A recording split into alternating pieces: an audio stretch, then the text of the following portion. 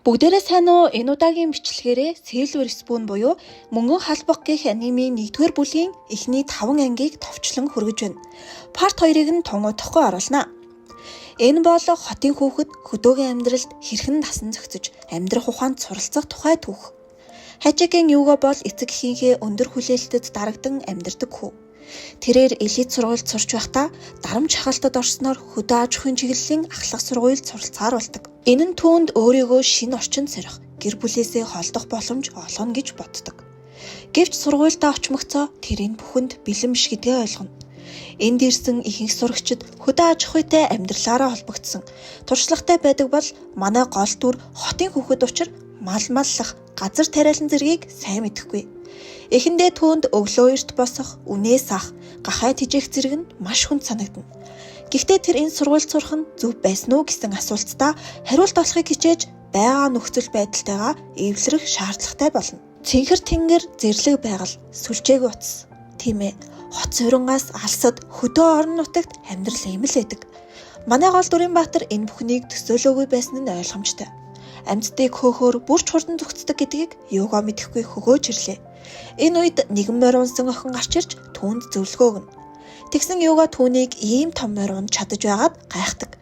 Харин охин бол жаахан байгаасаа эхлээд морь унаж сурсан. Охины гэр бүл ферм ажилладаг учраас энэ сургуульд иржээ. Түүнийг Микаге Аки гэдэг. Манай Югогийн ангийн хүүхэд ингэж тэд танилцсан юм. Юго ангидаа ирэхэд ангийнх нь багш өөрийгөө танилцуулна. Багшийг нь Сакураги гэдэг. За тэгээд ангийн хүүхдүүд ч мөн эхнээсээ өөрсдөө танилцуулна. Макубэзи дунд сургуулиас ирсэн Айкава Шиносуке малын эмч болохоор зорж байгаа. Шимидзу дунд сургуулиас ирсэн Комаба Ичиро гэр бүлийнхээ сүү цагаан эдийн бизнесийг үргэлжлүүлэхээр суралцж байгаа. Бейсболын багт байдаг.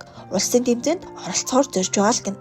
Обихиро Кавиниши дунд сургуулиас ирсэн Инада Тамако хөдөө аж ахуйн менежментийг суралцаж дэлхийд өрсөлдөхөөр фермтэй болохоор зорж байгаа. Токива Кейжи Накасацуне дунд сургуулиас ирсэн гэр бүлийнхээ шувууны фермийг өвлөж авна.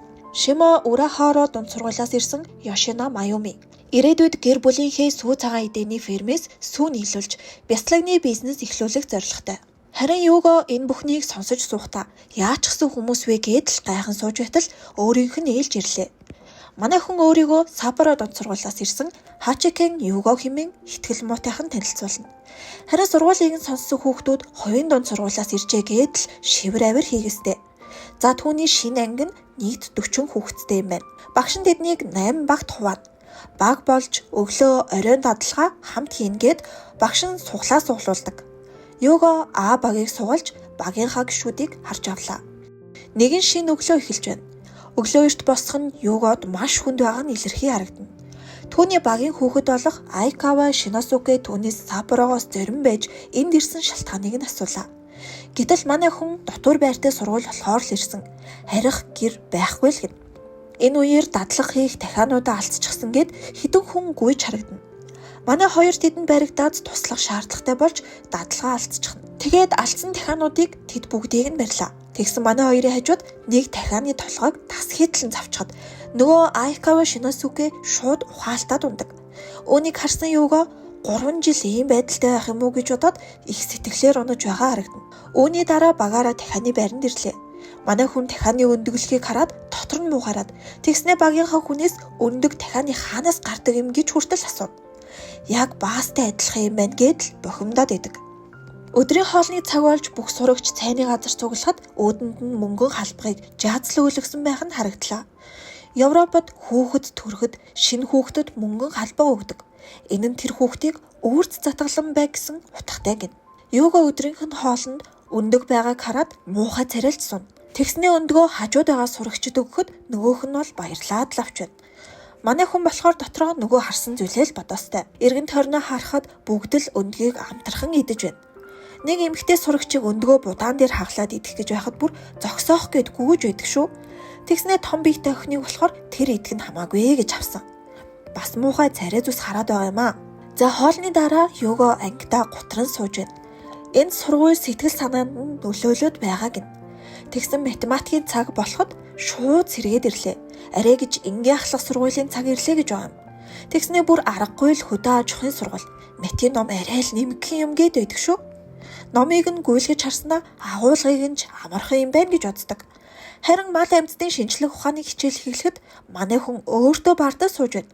Учир нь хаврын амралтаар сурах бичгийг уншчихсан юм байна. Маш сайн цээжилсэн л гин. Манай хүнч дараагийн шалгалтад шилдэг оноог нь авна гэдэл бодон сууж байтал багш нь сурах бичгийн агуулга нь заах хичээлтэй нь таарахгүй гэж авсан. Тэгээд өөр их сурвалжаас хичээлээ үзнэ гэд мангар зузаан юм гаргаад ирнэ. Манай хүн бас л уйллаа.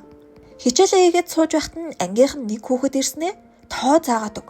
Юу ч ойлгохгүй байна гэд манай хүнч зааж өгөхөр болсноо энэ сургуулийн шилдэг нь болох амархан юм байна дөө энэ төр гэдэл дахиад бодоостой. Гэвч энэ сургууль хөдөө аж ахуйн сургууль шүү дээ.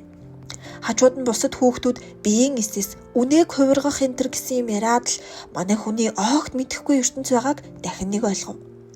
Энэ сургуулийн хүүхдүүд нь энгийн ахлах сургуулийн сурагчдын хичээлд сайн биш ч хөдөө аж ахуйн талдаа шилдэгүүд л гэсэн үг. Тиймээс юугаа хэдий хичээлдээ сайнч энд бол эсрэгээрээ л үйлчлэнэ. За тамирын хичээл эхлэхэд багш нь тэнхээг нь шалгана гэд сурагчдыг марафон гүйлгэхээр болдог. Сургуулийг нэг бүтэн тойрох ёстой. Юугаа үнийг сонсоод бас л амархан юм аа л гэж бодно. Тэгсэн энэ сургууль нь талбай, дадлага хийх ойг оролцуулаад улсдаа хамгийн том. Нэг тойрог нь 20 км байж. Юугаа бас л бурууджээ. Бахардан гүйж байхдаа одоо энэ сургуулиас гармаар байна л гэдэг. Үргэлжлүүлэн үдээн мал амьтан дээр хийх дадлага эхэллээ. Манай хүн амрах цагч байхгүй байгаад уурлана. Тэгсэн нөгөө анх таарсан Акиг их охин гарч ирлээ. Бас л морьтойгоо явж байна. Манай хүнээс ямар нэгэн клубд ирсэн эсхийг нь асуугаад морьтны клубд орох санал тавилаа. Энэ сургуульд нь заавал ямар нэгэн клубд элсэх ёстой гэнэ.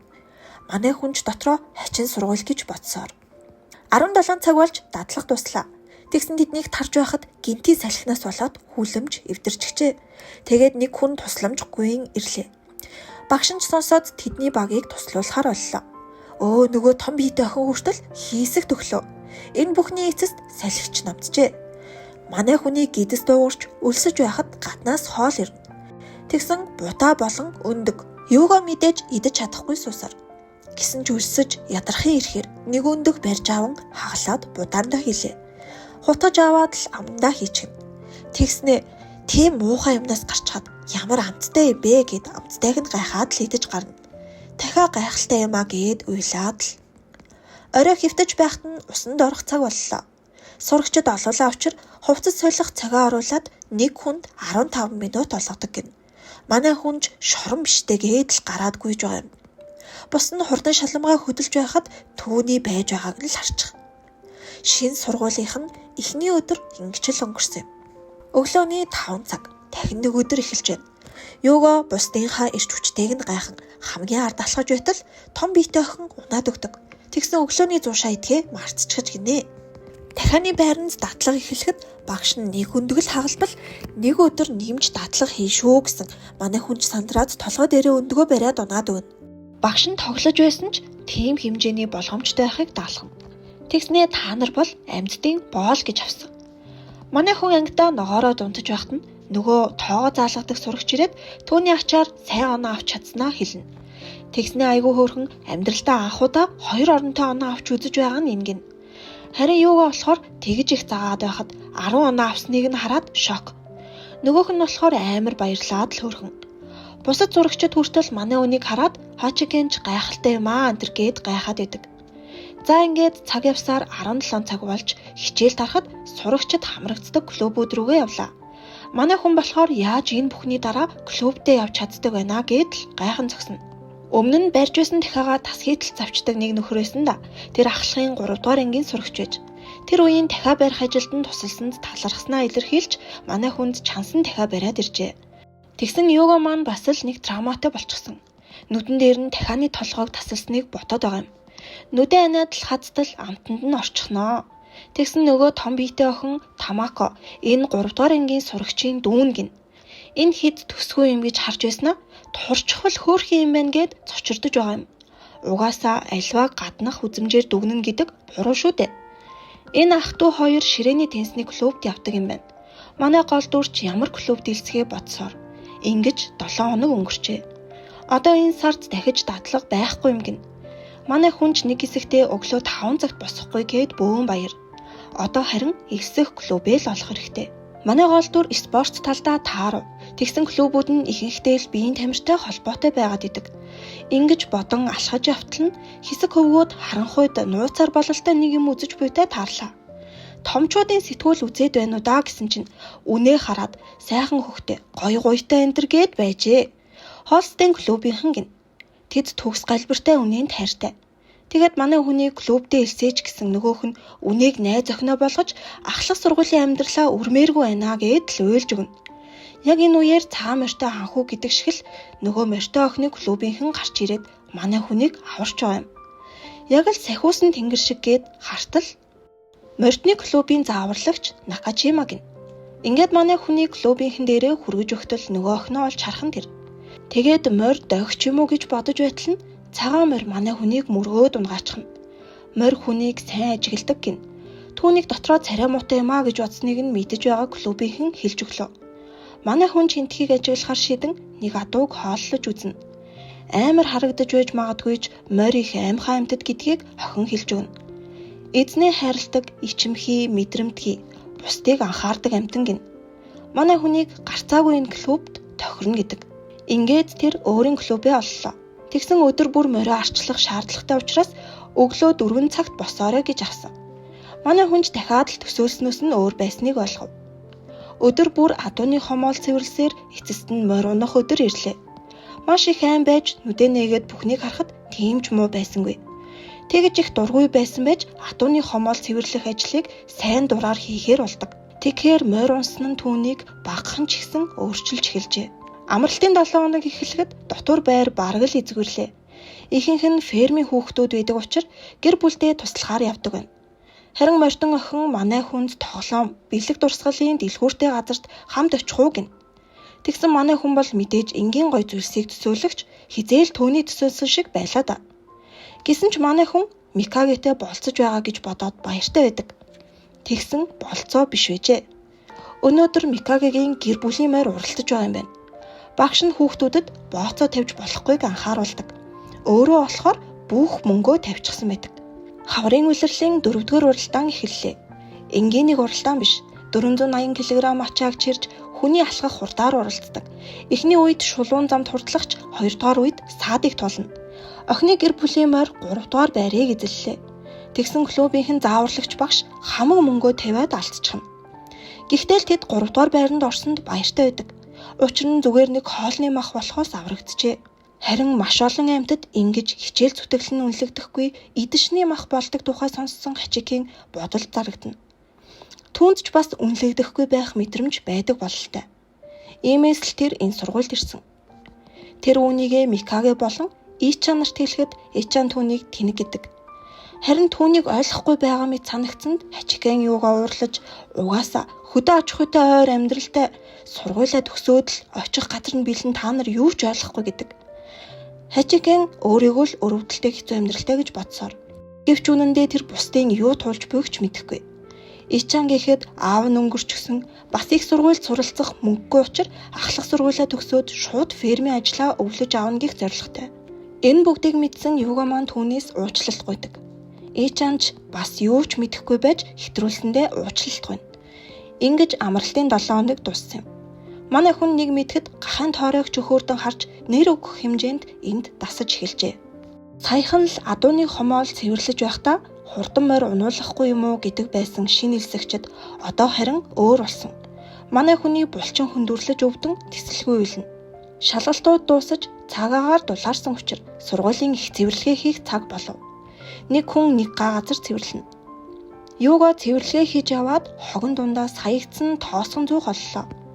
Тоосгон зуухаар пицца ээж болно. Тэгсэн энтхийн хүүхдүүд хотоос зайтай учраас халуун пицца идэж үзээгүй юм гин. Баяраар хөлдөө пицца л хүргэлтээр ирдэг юм байх. Манай хүн пицца хийх амархан бидтэй гэсэн чинь пиццаг чамд даатгалаа шүү гэж авсан. Жинхэнэ пицца ямар амтдайг мэдэхгүй идэж үзмээр байна гэдэг. Тэгснээ нэг хүнд нэг пицца ч хийж байх шиг. Ингээд пиццанд хэрэгтэй орцуудаа хайж эхэлнэ. Гурил, бяслаг гэд цоглуулж байснаа гинэт 100 ажилтдаг эсхийг шалгах ёстойгоо сандаг. Ингэж явсаар эцэст нь гахай маха шидэж бүх орцоо цуглуулна. Ингээд пицца хийх өдөр боллоо. Энэ үеэр Хачикийн Югогийн хуучин сургуулийн энгийн багш нь түүнийг олж ирдэг. 100-ыг засахад инженерийн тэнхимийнхэн тусалж, гал төлөх модыг ой моджуулалтын тэнхим шийдэж, хөөсөн гурилыг шинжлэх ухааны тэнхим хийж, хоолны ангид боловсруулжээ. Ашиглах ногоонуудыг харин шинжлэх ухааны тэнхимд ургуулсан. Ингэж бүх орцыг сургууль дотроо шийдэж чадсанаар тэд шинэхэн халуун пицца амталсан юм. Дунд сургуулийн үеийн хажигын бодолтой хүлэгдэж, ямар хүн болмоор байгаагаа мэдэхгүй байсанд багш нь санаа зовж явжээ. Тиймээс энд ирэхийг санал болгон явуулсан. Харин пицца хийсэн энэ өдөр өөрөө ирж харсандаа баяртай байдаг. Хажигын морь унахтаа ч сайн болсон. Тэр морь унаж яваад нууцлаг тойрог олж харна. Энэ нууцлаг тойрог гэдэг зүйл нь анх Англид үзэгдснээр дэлхийд даяар харагдах болжээ. Өвсний талбайд үл ойлгогдсон нууцлаг геометрийн дүрс гарч ирдэг шалтгаан нь одоо ч тодорхойгүй байгааг манай хүн бусддаа хэлж өгнө. Тэгсэн энэ тэмдэг гарч ирснээр ургац багсдаг талаар бусад хүүхдүүд ярина. Тэгсэн нэг нь өнөө орой 9 цагт гарч ирнэ. Бацтай их сурвалжаас сонслоо гээд учир битүүлэг юм ярьж эхэлдэг. Энэ нь суралцах цаг, зөвшөөрлгүй гарвал 0 цэвэрлэх шийтгэлтэй байдаг. Тэгсэн ч бүгд очих юм гин.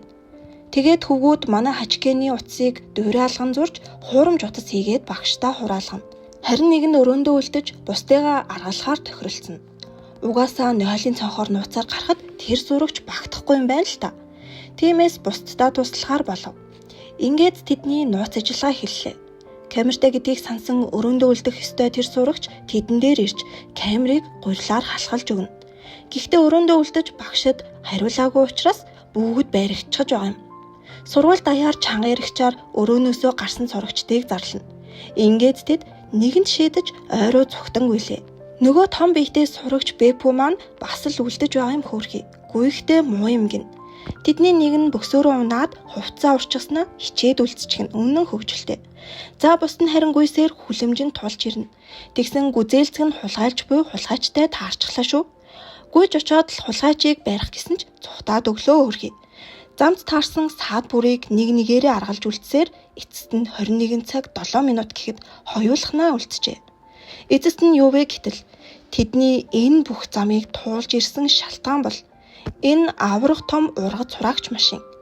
13,180 кг жинтэй, 1350 литрийн багтаамжтай, 12 цилиндр бүхий моторынх нь багтаамж 24,2 литр. Энэ машины зургийг дарах гэж л сүр болсонд манай хүн бол мэдээж шок. Өдөр нисдэг тэрэг нисэж байсан нь ойрхон хамгаалалтын хүчнийхэн байрладаг. Нохоотой хүмүүс таарсан нь баавгай гүргийх гэж. 51-р бүс гэж яриад байсан нь энэ хавийн талбай нь 51 дахь бүс. Харин нууцлаг тойрог нь жил бүр энэ хавийн хүүхдүүд тоглоомоор хийчихдэг гэжээ. Тэд буцаж ирээд мэдээж шийтгэлд 0 цэвэрлэнэ. Гэхдээ гүзээлдэгний хулгайчийг барьсан болохоор ганцхан өдөр л цэвэрлэх шийтгэл авлаа. Тэд 0 цэвэрлэгч бүлэг гих нэр авсан юм. Тэгснээ бусдтаа ч бас нөгөө ургац хураалтын машиныхаа зургийг харуулж байгаад багштай баригдчихна. Тэгсэн нөгөө том биетэй Тамакогийн ферм тэр машиныг дараа 7 хоногт 60 сая йенээр худалдаж авч байгаа гин. Дараа 7 хоногт л худалдаад авчих байж тэрнээс өмнө чадамжийг нь өөрийн нүдээр харахыг хүссэн юм гин. За энэ хүрээд эхний 5 ангийн үйл явдал дуслаа. Тунгуудахгүй парт 2-оор уулзцгаая.